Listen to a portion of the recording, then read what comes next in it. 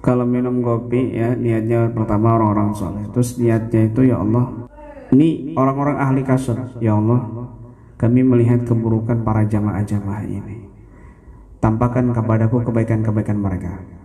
Jadi setiap minum kopi begitu, akhirnya yang dilihat itu kebaikan mereka semua para jamaah, nggak kelihatan aib-aib.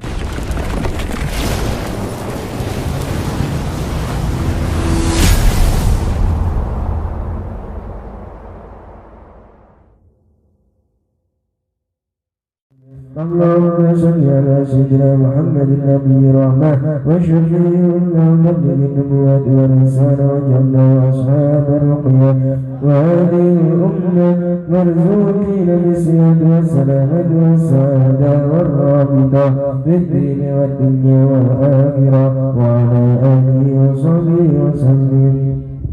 Bismillahirrahmanirrahim. Alhamdulillahirabbil alamin wa bihi nasta'in ala umuri dunya waddin. Wassalatu wassalamu ala asrafil anbiya'i wal mursalin sayyidina maulana Muhammadin wa ala alihi wa sahbihi ajma'in. Wa la hawla wa la quwwata illa billahil aliyyil azim. Qala al-musannif rahimallahu wa nafa'ana bihi wa bi 'ulumihi fid darain amin ya rabbal.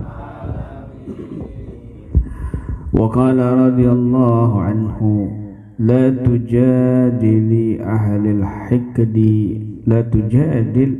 الحقد والمحاسدات ولا تطمع في رضاهم أصلا إدراك رضاهم مستحيل كما قال معاوية رضي الله عنه أدركت رضا كل إلا الحساد لقيت رضاهم مقرونا بزوال نعمتي. Al-Habib Abdullah bin Abu Bakar Al-Idrus, Sinal Imam Idrus berkata, La tujadil ahlal hiqdi wal muhasadat. Jangan kamu berdebat dengan orang yang hasud, dendam sama dirimu. Wala tatma fi ridahum aslan, dan jangan kamu berharap keridhaan mereka sama sekali. Kenapa? Idraku ridahum mustahil, mendapatkan keridhaan mereka itu mustahil. Kama qala Muawiyah radhiyallahu anhu, sebagaimana sahabat Muawiyah mengatakan, adraktu ridha kullin illa al-husan. Aku mendapatkan keridhaan semua orang kecuali para penghasut. Laki ridhahum makrunan bizawal ni'mati, aku menemui keridhaan mereka disertai dengan hilangnya kenikmatanku. Paham? Al-Habib Abdullah Al-Idrus menasihati kita satu nasihat yang sangat penting sekali. Cara menyikapi orang yang hasud. Setiap orang pasti ada penghasutnya dan pecintanya. Likulli imri'in mubghidun wa muhib. Setiap orang itu pasti ada pembenci dan pecintanya.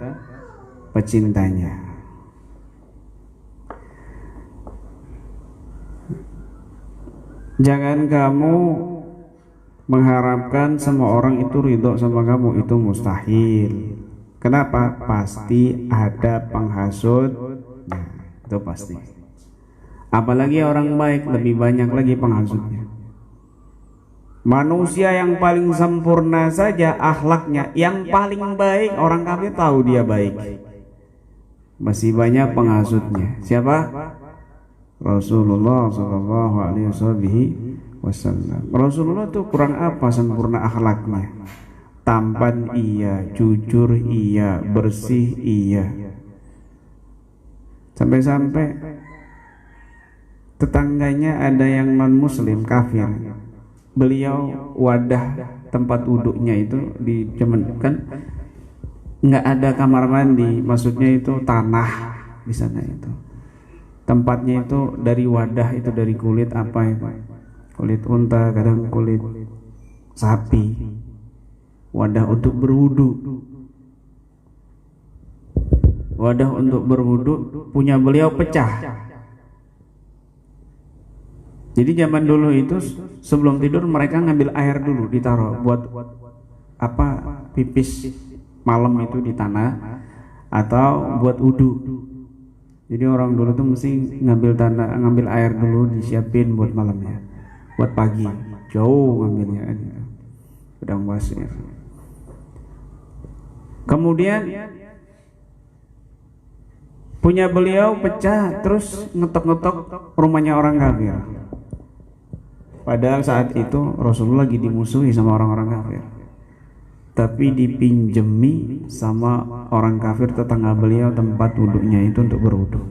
Ini kita mikir, kalau bukan orang yang jujur, orang yang baik dengan tetangganya, nggak mungkin dipinjemi. Kan Rasulullah lagi dimusuhi sama orang kafir saat itu. Berarti kok mau minjemin, berarti luar biasanya beliau, sikap beliau kepada tetangga gitu. Hebat, luar biasa, jujur, amanat. Masih banyak penghasutnya Rasulullah. Dimusuhi, dicaci maki, dilempari kotoran pas lagi sujud sampai nggak kuat ngangkat, saking banyaknya kotoran di kepala beliau. Sampai Siti Fatimah yang bersihkan kotorannya supaya bisa ngangkat sujudnya. Ya Allah, begitu. Kalau sekarang kan kamu enak, sholat ndak ada yang nimpuk, sholat ndak ada yang mukul, kan tenang, tenang, tidurnya aman, tenang, makan nikmat, enak, ibadah juga tenang, nyaman. Zaman Rasulullah, wah sulit, dikejar-kejar kan begitu.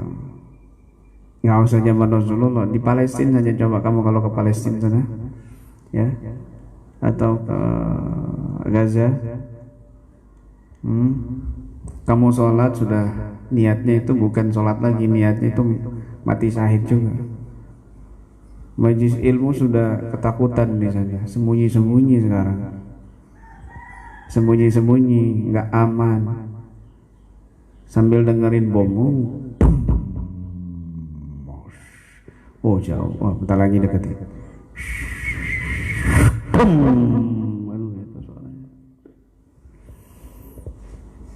Keluar sedikit takut ada sniper, keluar sedikit takut ada tembakan, keluar sedikit, waduh, itu di Palestina. Tidur juga begitu, tidurnya sambil lihat, sudah ya Allah kalau saya nggak bangun nanti kena bom sekalian, ya Allah saya ikhlas lillahi ta'ala, niatnya mati syahid, tidur niat mati syahid, ngaji niat mati syahid. Itu di Palestina sana. Anak-anak kecil itu begitu niatnya, apalagi orang dewasa. Anak kecil itu loh, keluar mau ke warung udah niat mati syahid, sniper biar mati. Kan sering kejadian kayak gitu. Subhanallah. Kenapa? Karena memang idza waqa'al fitan fal iman bisyam, kata Nabi SAW. Kalau terjadi fitnah-fitnah huru-hara di muka bumi ini, maka ketahuilah iman yang sebenarnya ada di negeri Syam, di Palestina, Suriah. Sekarang kan lagi kena fitnah, kena konflik. Ini ujian buat kita ya, ini ujian. Itu hadis-hadis yang kita baca itu sebelum-sebelumnya kan sudah menunjukkan itu. Untuk menguji kita sampai di mana kita dengan sikap kita dengan Palestina, dengan Syam. Kalau kita membenci mereka, hati-hati, imanmu diragukan. Wah itu Timur Tengah konflik, itu Palestina begini, itu Gaza ribut, nggak seperti Indonesia aman. Hati-hati, kamu perlu diingat bahwa Nabi pernah mengatakan ketika terjadi huru-hara dan fitnah, maka iman yang hakikatnya ketahuilah ada di Syam, dan nanti benteng terakhir umat muslim ada di Syam. Imam Mahdi di sana menyelamatkan Palestina, Kudus, dan umat Muslim bersembunyi di sana dari serangan Dajjal. Sampai-sampai Nabi ya bersabda, bila perlu kamu itu beli punya rumah meskipun untuk kandang kambing saja, seukuran kandang kambing saja di sana. Pernah kita baca di sini kan? Ingat, jadi jangan meremehkan dan merendahkan Syam. Walat kamu nanti, iman kamu malah tipis. Semua akan terjadi hatta Indonesia, meskipun Indonesia semua akan terjadi huru-hara besar. Bahkan nggak ada hadisnya semua muka bumi akan didatangi oleh Dajjal kecuali Indonesia. Ada? Nggak ada. Kecuali gerobokan terutama. Ada? Semua kena, Bogor kena, Ngaringan kena, Kelambu kena, Bekasi kena, Cikarang kena, Kendal kena, apalagi Wonosobo, Ungaran kena semuanya, Pasuruan kena semuanya, Pekalongan lagi kena semuanya, Purbalingga lagi tambah kena, Amuntai pasti kan kena, paham ya? Kena sudah. Difitnah, semuanya kena pasukan Dajjal. Paham ya? Begitu. Tuh pesannya ulama-ulama kita dari dulu, dari pertama kali saya masuk mondok itu, satu hari itu sudah dinasihatin tentang Syam. Tentang Syam, ya Allah. Dan hadis-hadis inilah banyak yang dilupakan oleh umat muslim. Banyak dilupakan umat muslim. Kita wajib cinta tanah air, wajib hukumnya. Membela NKRI itu wajib. Ya, wajib kamu bela kalau ada penjajah terdepan nyawa kamu, begitu. Tanah air kan begitu. Tetapi segala sesuatu yang dicintai oleh Nabi SAW, maka juga kita wajib mengikutinya, mencintainya. Begitu. Nah, nasihat beliau, kalau ada orang hasut, ada orang benci sama kamu, itu jangan diajak debat. Kamu ini begini. Loh saya kan begini. Loh kamu kan nggak tahu. Jangan diajak debat. Kenapa? Jangan juga berharap mereka ini bakal ridho sama kamu, bakal puas sama kamu, bakal adem ayem sama kamu. Enggak, kenapa? Mendapatkan keridhaan orang yang hasud itu mustahil. Ya Allah, ngomongnya mustahil di sini loh. Bahkan sahabat Muawiyah mengatakan, aku mendapatkan semua keridhaan manusia kecuali para penghasut. Aku mendapati mereka, keridhaan mereka ini berbarengan dengan hilangnya nikmatku. Artinya apa? Mereka bisa ridho kalau nikmat kamu hilang. Paham? Artinya kamu mati baru ridho. Coba. Nikmat kamu kan bukan cuma satu aja. Kamu punya handphone baru, kepingin punya handphone juga kan begitu. Kemudian hasud, dengki, benci lama-lama kan begitu. Kamu punya mobil baru, wah hasud tetangganya. Tuh, kok bisa ya? Paling sumbangan banyak itu, paling proposal banyak itu. Oh dia berarti ya begitu, sering minta sumbangan, sering minta proposal. Pikirannya itu tergantung apa yang dia pernah lakukan, kan begitu. Pasti ini melihara tuyul ini. Oh berarti ya dia pernah melihara tuyul. Kan begitu. Wah orang kayak gitu pasti poligami. Lah berarti dia sering poligami. Apa yang dia pikirkan dia lakukan, begitu loh. Pikirannya buruk sangka, berarti ya memang dia pelakunya buruk sangka, begitu. Lihat guru-guru kami itu, para habaib. Mereka kalau minum kopi itu kan setiap majelis ada kopi. Ini kan belum ada ya, belum ada. Kita ini belum ada yang ahli hikmat bikin kopi itu belum ada. Padahal sudah saya sediakan tuh 2 kardus itu kopi burda itu, kopi tawasul itu. Ya, kopi tahlilan gitu loh. Ya. Itu ada begitu. Kayak di Habib Taufik itu kan ada yang laki-laki itu 7 tahun dia sampai sekarang, Masya Allah. 15 tahun. Sampai sekarang. Yang kemarin ke sini tuh, Ustaz Zainuddin itu. 15 tahun dia bikin kopi kalau majlis ini tuh. Padahal beliau kerja. Duduknya bagian khidmat aja, subhanallah. Bikin kopi, beresin sandarnya dia sendiri. Di sandarnya tamu-tamu. Saya duduk mau selesai majlis bikin kopi. Itu guru-guru kami itu kalau minum kopi ya lebih barokah lagi, kata Habib Ja'far bin Sulaiman, kalau kopi datang itu jangan kamu taruh dulu, tapi minum walaupun sedikit, barokahnya ada di situ. Ada juga di situ. Habis kopi jangan ditaruh, tapi minum dikit baru taruh. Itu niatnya ya. Niatnya guru-guru kami ini rahasianya. Niatnya itu kalau minum kopi ya, niatnya pertama orang-orang soleh. Terus niatnya itu ya Allah, ini orang-orang ahli kasut, ya Allah, kami melihat keburukan para jamaah-jamaah ini. Tampakkan kepadaku kebaikan-kebaikan mereka. Jadi setiap minum kopi begitu, akhirnya yang dilihat itu kebaikan mereka semua para jamaah, nggak kelihatan aib-aibnya. Begitu. Kalau kamu kan nggak, ya Allah tampakin ya Allah keburukan orang-orang ya Allah. Pengen tahu saya ya Allah. Kan begitu. Waduh, iki selingkuh. Waduh iki, wah sering nyolong duit bapak waduh, ibu pas, waduh, iki, waduh, iki, wah. Maunya kita kan begitu. Tapi kalau mereka malah kebalikannya ya Allah. Mereka kelihatan keburukan mereka ya Allah. Tampakkan kepadaku kebaikan-kebaikan mereka saja. Akhirnya yang nampak itu kebaikan-kebaikannya saja, begitu. Barokahnya kopi, barokahnya kopi. Paham? Nabi Sulaiman juga begitu. Nabi Sulaiman tuh kopi itu belum bukan sejak udah lama. Nabi Sulaiman itu kalau lagi apa namanya? Lagi galau, lagi stres kan banyak umatnya itu, bukan cuma dari bangsa manusia saja.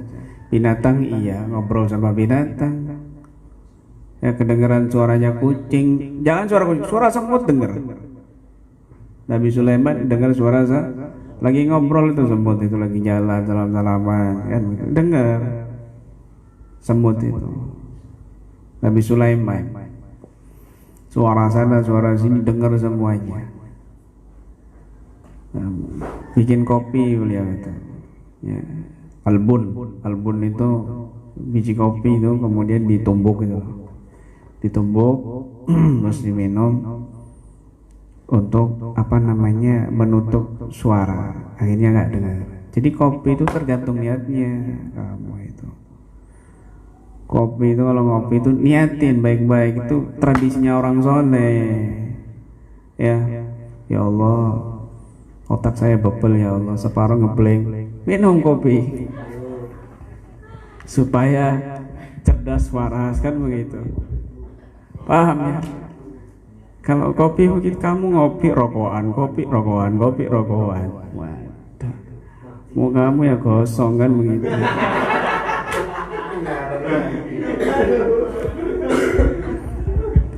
Lawang api kok kan begitu.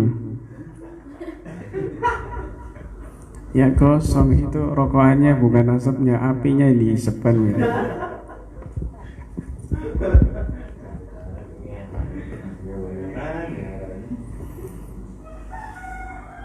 Jangan debat sama orang hasud, nggak bakal menang dan nggak bakal ridho mereka itu. Kalau nikmat kamu hilang, mobil kamu hilang, baru dia ridho. Ya. Kedengaran tetangganya mobilnya rusak, bukan innalillah tapi alhamdulillah. Begitu. Kedengaran rumahnya orang kebanjiran, bukan innalillah tapi alhamdulillah. Itu orang hasud. Oh, Allah sendiri nyuruh kita berlindung dari orang hasud. Wa min syarrin nafasa wa min syarri hasidin idza hasad. Hasidin idza hasada. Ini lebih serem lagi. Dan berlindung dari keburukan orang yang hasud idza hasada, ketika melakukan perbuatan hasudnya. Kenapa? Kalau orang hasud diam itu masih mending. Tapi kalau orang hasud melakukan perbuatan hasudnya, itu datang ke dukun, iya. Datang ke orang bayaran disuruh bunuh, iya. Karena hasud bahaya. Orang hasud apapun akan dia lakukan. Nggak lihat orang itu berilmu, nggak lihat orang itu, ini bahaya. Masya Allah. Makanya Wirdul Latif melindungi orang-orang yang hasud, melindungi kita dari orang-orang yang hasud. Jangan nih, ini sikapnya para guru-guru kita dari kalangan habaib nih ya. Mereka contoh Al-Habib Al-Imam Ali Zainal Abidin. Ketika beliau dari majlis ini, di luar itu ada orang yang mencaci maki. Itu jamaah mau ngeroyok, ditahan sama Habib, sama Imam Ali Zainal Abidin. Jangan. Kemudian masih di situ nungguin. Akhirnya keluar itu, ibaratnya banzarnya itu sudah siaga semuanya. Sudah, kalian pulang semuanya, biarkan aku sendiri. Itu dicaci maki habis. Dicaci maki sambil jalan itu. Imam Ali Zainal Abidin, wahai kamu pembohong, wahai kamu begini, wahai kamu doyan kawin, wahai kamu begini begitu. Sampai ke rumahnya dicaci maki juga, ditungguin sama Imam Ali Zainal Abidin. Sampai lemes, ngomongnya sampai capek. Sudah, tidak ada lagi. Ketahuilah, yang kamu belum ketahui dari aib dan cacatku lebih banyak dari apa yang kamu sebutkan. Imam Ali Zainal Abidin. Kalau kamu kan, wah fitnah, padahal nyata kan. Wah isu fitnah, padahal fakta kan begitu. Faktanya kamu bilang bohong kan begitu.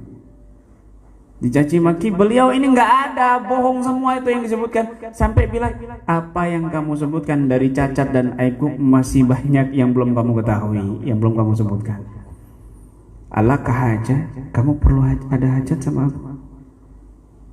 Langsung dikasih uang sama beliau, gemeter badannya dan mengatakan, ushiduka annaka min auladir Rasul sallallahu alaihi wasallam. Aku menyaksikan, sungguh-sungguh aku menyaksikan bahwa dirimu adalah keturunan Nabi sallallahu alaihi wasallam. Masya Allah. Tuh, ya, begitu. Tapi kalau agama mereka, Allah dihina, Rasulullah dihina, marah. Paham ya? Marah. Kamu dengar Rasulullah itu dihina nggak marah, berarti kamu nggak beres. Rasulullah dicaci maki, berarti kamu nggak beres. Dibuat karikatur ini wajahnya Rasulullah, marah nggak kamu? Marah dong, wajib. Iman itu, bapakmu misalnya nih, ada monyet, iki monyet ini bapakmu, marah nggak kamu? Marah nggak?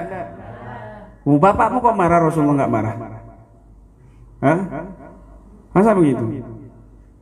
Paham ya? Misalnya babi pakai kalung, pakai anting, iki ibumu. Marah enggak kamu? Marah. Masa ibumu disamakan sama babi pakai anting? Marah. Kan begitu. Jangan ibumu, pacarmu aja, kan begitu. Pacarmu aja dikata-katain marah kamu. Langkai dulu nyawa saya, kan begitu. Menghina pacar saya, pret kan begitu.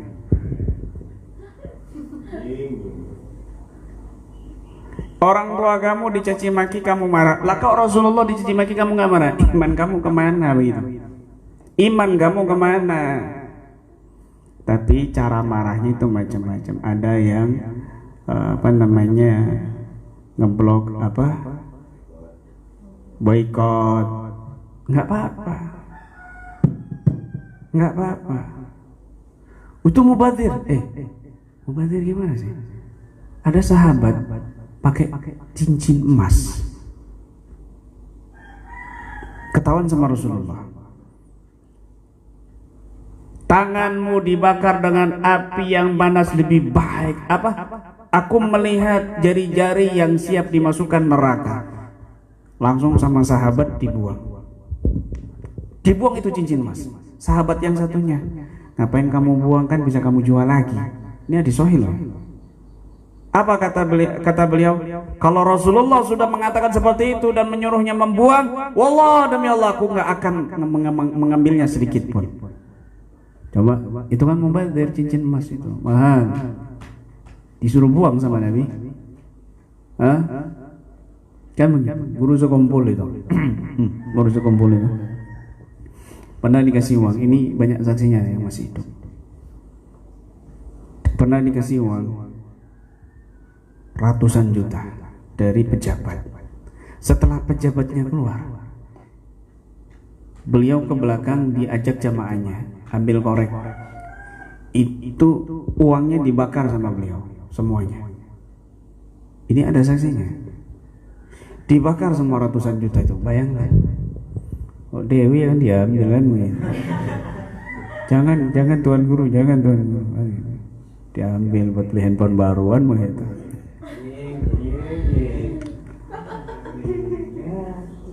Ini guru sekumpul enggak? Apa mubazir? Mau bilang apa kamu? Kan begitu. Mikir, mubazir itu dibuang-buang, diboikot, akhirnya makanya kamu baca sejarah yang benar gitu.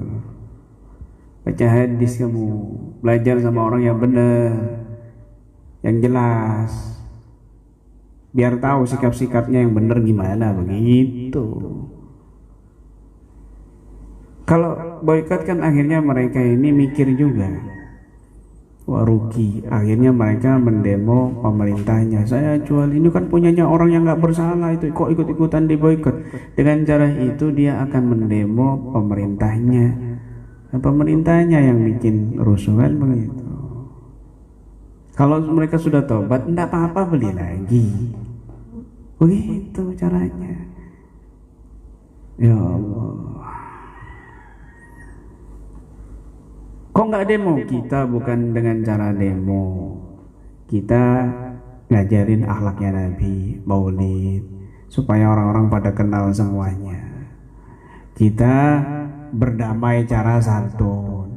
Kita ngajarin sunnah-sunnah Nabi. Nabi itu sedih. Nabi nggak sedih begini-begini.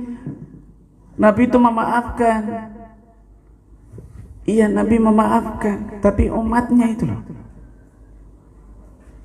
Kamu aja bapakmu dihina-hina kamu marah, kok Nabi Muhammad dihina kamu nggak marah? Otakmu tuh di mana, Banjul? Kan begitu.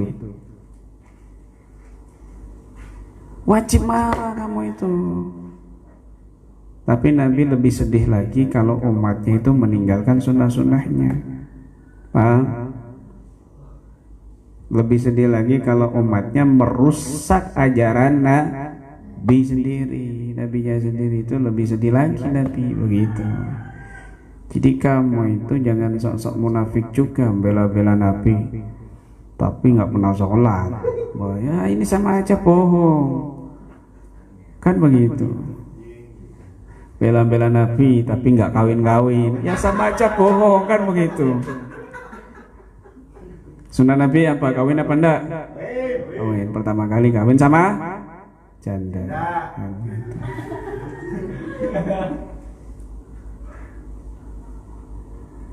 Rasulullah itu menikah. Kalau Dajjal menikah enggak? Enggak, sampai mati tetap jomblo. Hati-hati kamu, tetap mati sampai jomblo pengikut Dajjal kamu. Naudzubillah. Ya mudah-mudahan cepat dapat jodohnya.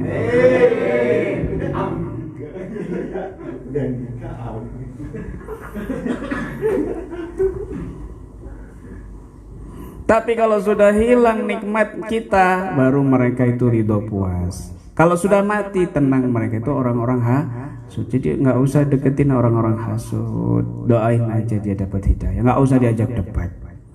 Nggak usah diajak dapat. Kita banyakin bersyukur kepada Allah dan banyakin doa berlindung dari orang-orang yang hasud, terutama baca Widul Latif yang kita baca ini. Masya Allah, fadilahnya begitu. Wah, banyak betul, sudah nggak bisa sebutkan, sudah fadilah-fadilah widulatin yang luar biasa. Amin. Rasulullah jadi hasud, apalagi kita kan begitu. Jadi percuma mengharap mereka itu ridho, percuma. Sudah fokus saja, jangan baperan ya. Jadi orang tuh jangan baperan. Baru satu orang benci kamu baper, waduh, nangis tok, sedih tok, galau tok. Baru satu orang. Meskipun 1000 orang cuma satu yang mencintai kamu, kan begitu. Tetap kamu fokus. Ini baru satu orang, masih 1000 orang yang mencintai kamu, sumpah setengah mati. Kepingin semua orang mencintai kamu. Ya kamu jangan hidup di dunia, di Pluto sana kan begitu. Sendirian enak, nggak ada yang membenci kamu sekalian. Paham ya? Di Pluto kamu hidup aman sudah. Bikin RT sendiri kan begitu. Paham ya? Begitu. Nggak ada yang membenci kamu. Hidup di dunia ya harus siap pada orang yang membenci, begitu loh bro. Ya, jombro.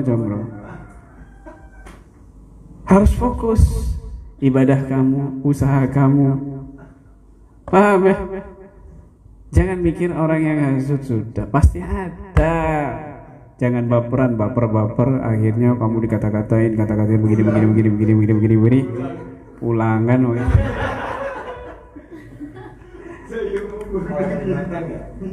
Kalau teman kamu kan bukan kata-katain karena benci, karena cinta kan begitu. Biasanya tuh pelampiasan ya, ada dia yang dibully, gantian temennya dibully. Biasanya pelampiasan biasanya begitu. Masa saya terus, ya kan, makanya ketawanya tuh ngakak puas gitu. Paham ya? Begitu. Dengerin orang, waduh, akhirnya dipindah warungnya kan begitu. Saya yang rugi kan begitu. Mati warungnya. Itu kalau ngikutin orang hasut. Tapi ya biarin aja, mati. Rezeki masih terus ngalir kok, ya kan? Alhamdulillah. Nanti pasti Allah akan rubah sesuatu yang indah pada waktunya. Ya salam. Begitu. Paham ya? Dihasut ya nggak tambah kurang rezeki dan nikmatnya, malah nambah, bangun, bangun kan begitu. Yang hasut tambah panas, tambah seseknya, mereka yang sakit sendiri, paham ya? Allah karim, gitu. Sudah fokus saja dan jangan baper boleh tapi pada tempatnya.